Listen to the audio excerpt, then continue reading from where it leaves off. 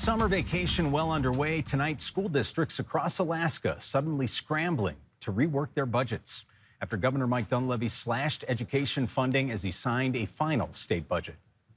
The oil situation has deteriorated. The price of oil has gone down. Therefore, our revenue is going down.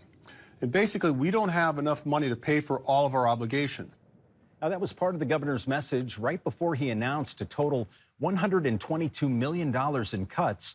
More than $51 million of that comes from the increase in per-student funding. Lawmakers passed that by overriding his earlier veto. The governor's office and lawmakers tell Alaska's news source that that means a $200 cut per student, meaning instead of the $700 increase districts expected per student, it will now be a $500 increase.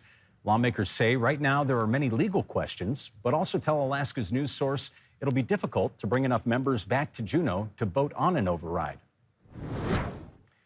And Anchorage's chief financial officer saying at a special meeting tonight the cuts translate to more than $4 million the state's largest district now has to account for.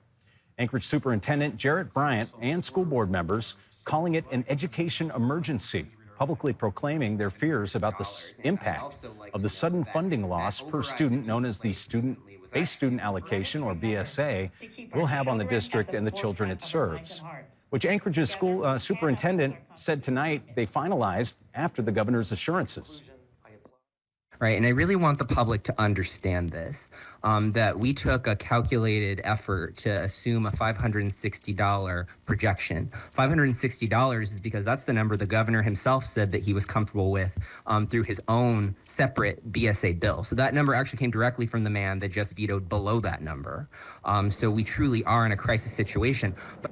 Now, last month during their budgeting, the district intentionally budgeted with a lower number than they believed would pass through the legislature, still anticipating an increase.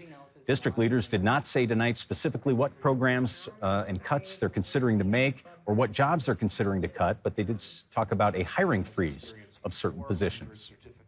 Now, also with the cuts, there is major news out of the interior. The governor's office says the Tanana School District will be dissolved and absorbed into the YK Delta School District.